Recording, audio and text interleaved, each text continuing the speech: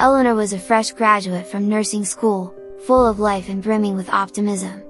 She was eager to put her skills to use, to make a difference. When she received a job offer from a small hospital in a town she'd never heard of, she accepted without hesitation. Silent Hill was a quaint town nestled in the heart of the mountains, surrounded by an ancient, foreboding forest. The trees whispered secrets to the wind, while the shadows seemed to stretch and distort, as if hiding something from sight. The hospital, an imposing old mansion converted to suit its new purpose, towered over the town, its spires piercing the perennially gray sky. Eleanor arrived to a lukewarm reception. The staff was curt and distant, the patients quiet and sullen. The head nurse, Miss Claridge, was particularly cold. She was an older woman, her face a crisscross of lines that hinted at decades of grimace. "I don't know what they taught you in that big city school," she said, "but here at Silent Hill, we have our way of doing things. Stick to it." Eleanor nodded, a knot forming in her stomach. Days turned into weeks, and Eleanor was growing accustomed to the peculiarities of the town and its hospital. The townsfolk were wary of outsiders, and the hospital staff seemed to harbor a collective secret. But the most unsettling part was the patients. There were murmurs of an illness that had gripped Silent Hill, a sickness that no doctor could diagnose. Patients complained of fatigue, nightmares, hallucinations, and a pervasive fear they couldn't quite explain. Eleanor was determined to help them, but the symptoms were as cryptic as the disease itself. One night, a storm was raging outside. Rain lashed against the hospital windows, and thunder echoed through the empty corridors. Eleanor was on the night shift, tasked with checking up on the patients. As she made her rounds, she noticed something odd. Mr. Edwards, an elderly man who had been hospitalized for weeks, was missing from his room. Eleanor checked the bathroom and the hallway outside but found no trace of him. A sense of dread washed over her. She reported the incident to Miss Claridge, who shrugged it off. "Mr. Edwards was a wanderer," she said dismissively. "He's probably hiding somewhere," but Eleanor wasn't convinced. She decided to look for Mr. Edwards herself. She searched the entire hospital, venturing into the dark, dank basement, and the disused rooms filled with discarded equipment. But Mr. Edwards was nowhere to be found. He had simply vanished. And he wasn't the last. In the following weeks, more patients began to disappear. The hospital staff maintained their impassive demeanor, dismissing the incidents as patients wandering off due to their hallucinations. Eleanor felt alone in her concern. There was something sinister at work, and she was determined to uncover it. Her resolve led her to the town's archives, a dusty room filled with old newspapers and documents that painted a picture of Silent Hill's past. She discovered that the hospital used to be the mansion of the town's founder, a man known for his eccentricity and obsession with the occult. The townsfolk had spoken of strange rituals, eerie noises, and unexplained occurrences. But after his sudden death, the mansion was converted into a hospital, and the rumors were forgotten. Eleanor felt a chill run down her spine. She had a sinking feeling that the past was somehow bleeding into the present, that the hospital's eerie history was far from over. She decided to confront Miss Claridge, hoping to persuade her to investigate the matter further. "I've done some digging, Miss Claridge," Eleanor began, her voice trembling slightly. "This hospital, it has a past. And I think it's connected to the patient's disappearance." Miss Claridge regarded Eleanor with a cold, hard stare.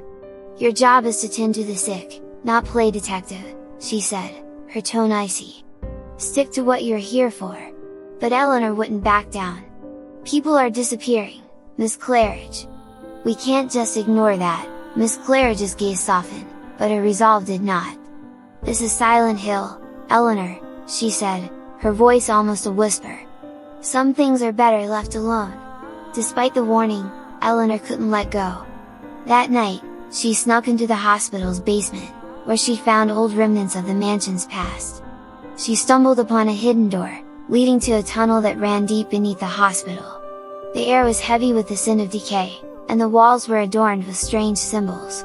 As she ventured deeper, she heard a faint whimpering. She followed the sound, her heart pounding in her chest.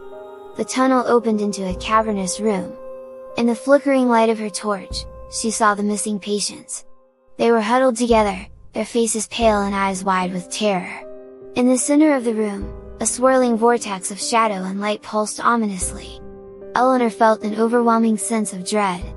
The air around the vortex seemed to ripple and distort, as though reality itself was bending. Eleanor could hardly believe her eyes. She approached the patients, trying to keep her voice steady. "It's okay. I'm here to help," she reassured them.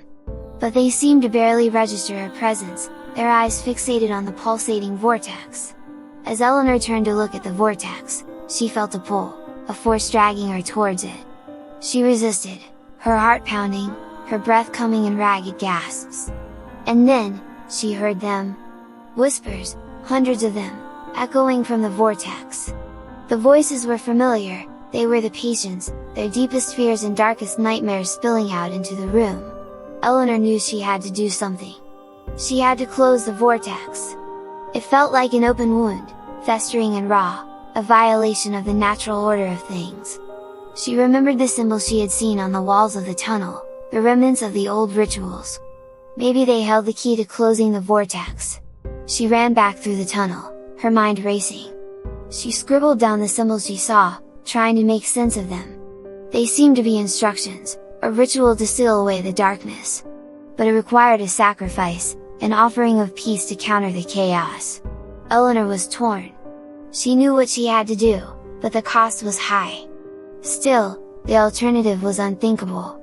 The vortex was growing stronger, feeding on the fears of the patients, and it wouldn't stop until it had consumed everything. With a heavy heart, Eleanor made her decision. She gathered the patients, guiding them back to the hospital. Then, she returned to the vortex.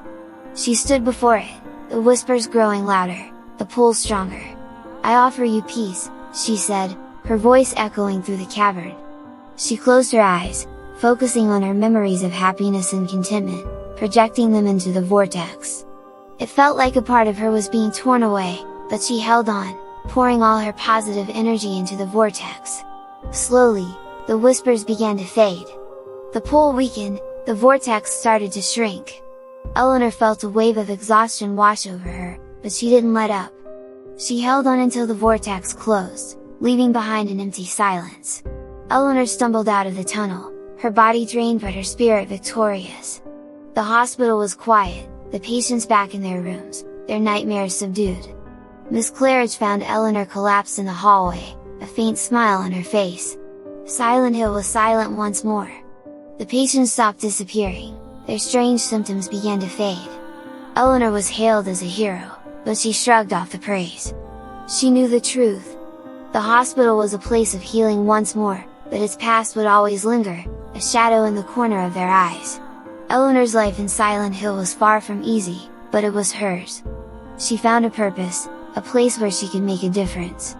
And though she knew that the hospital held more secrets, more shadows waiting to emerge, she was ready. For she was not just a nurse, she was the guardian of Silent Hill Hospital. I'm Jonathan, there are many more scary stories I will tell you. Like and subscribe my channel. Or there is another scary story I can tell.